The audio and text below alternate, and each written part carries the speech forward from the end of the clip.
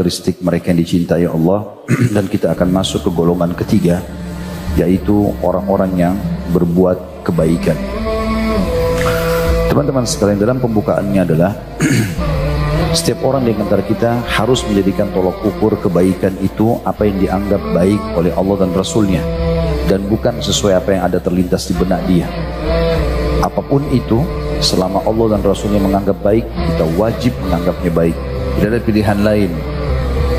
Begitu juga, walaupun baik di pandangan kita, di pikiran kita, di benak kita, tapi Allah dan Rasulnya menganggapnya buruk, maka kita wajib mengikuti dan tunduk sambil mengatakan itu buruk.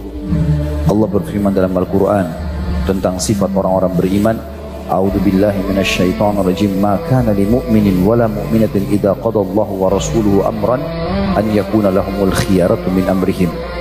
Tidak layak bagi laki-laki yang mengaku beriman dan perempuan yang mengaku beriman, kalau Allah dan Rasulnya menentukan sebuah keputusan, mereka masih punya pilihan yang lain.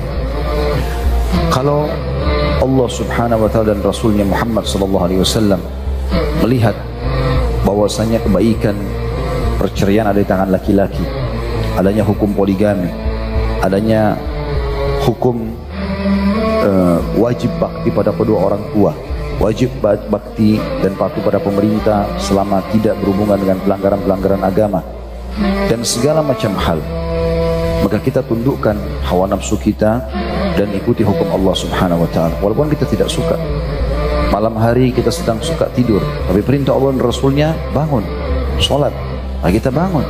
Kita harus belajar dan menerapi diri kita seperti itu.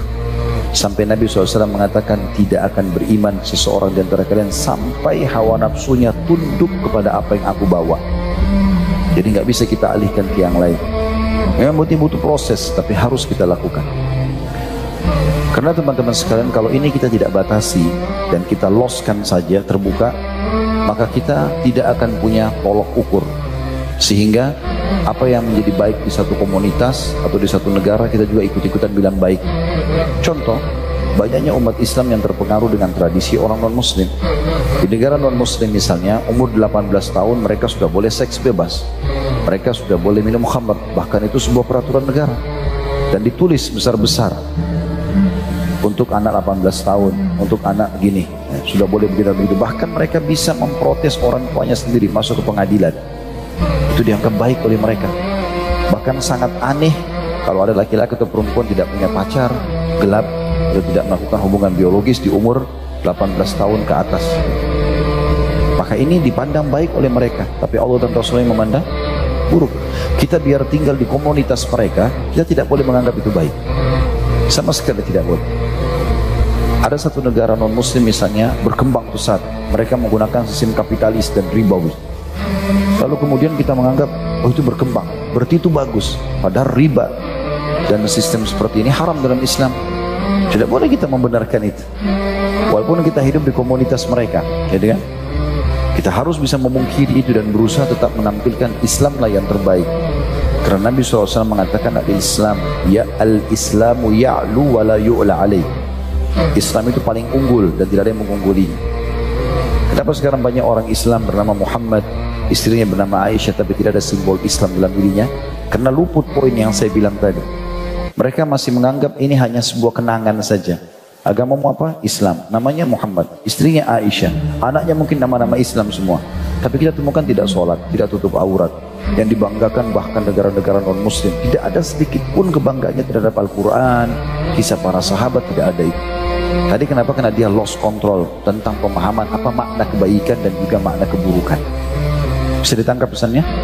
Baik, ini yang kita sedang bahas teman-teman. Jadi orang-orang yang berbuat kebaikan, tentu yang berbuat kebaikan sesuai dengan yang dipandang baik oleh Allah dan Rasulnya.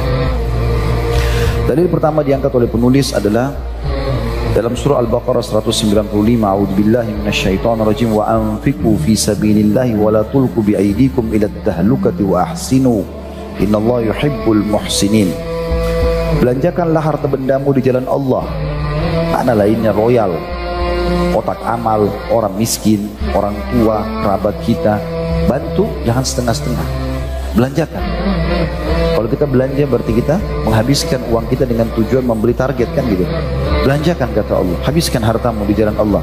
Dan jangan kamu menjatuhkan dirimu ke dalam kebinasaan. Makna kebinasaan adalah kalau kau tidak infakkan kau bisa binasa.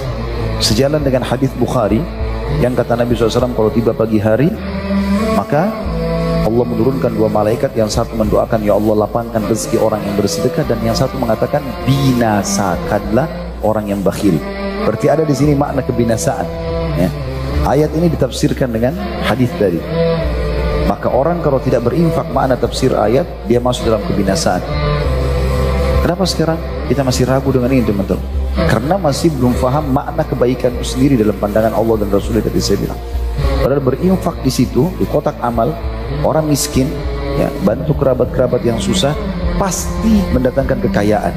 Kok kenapa kita masih bingung mencari proyek apa nih yang saya harus kembangkan? Perusahaan mana yang saya harus investasikan? Itu tetanggamu yang miskin, kerabatmu yang susah, itulah investasi terbaik. Dan sudah dijelaskan dalam hadis Bukhari yang lain, Allah berfirman, kata Nabi SAW hadis qudsi, Allah berfirman, ya ibn Adam anfik unfik alaik. Wahai anak Adam, berinfaklah di jalanku, aku pasti berinfak kepadamu. Allah sang pencipta langit dan bumi, yang memiliki seluruh kekayaan langit dan bumi, menjanjikan itu kepada kita. Kenapa teman-teman kita kerja di perusahaan yakin kita akan digaji akhir bulan? Hanya kita percaya sama pemilik perusahaannya? Itu manusia, bisa benar bisa menipu. Tapi Allah Subhanahu wa Ta'ala, Zat yang maha sempurna, satu-satunya pemberi rezeki, pencipta seluruh makhluk, menjanjikan kepada kita, infak di jalanku, aku akan kasih kepada kalian. Itu kata kunci kekayaan. Kenapa masih sedikit orang melakukannya? Padahal ini sudah jelas resepnya. Allah bilang, belanjakan hartamu di jalan Allah, dan jangan menjatuhkan dirimu dalam kebinasaan. Lid dan berbuat baiklah. Apa yang semua dianggap baik oleh Allah dan Rasulnya, lakukan. Sesungguhnya Allah menyukai orang-orang yang berbuat baik.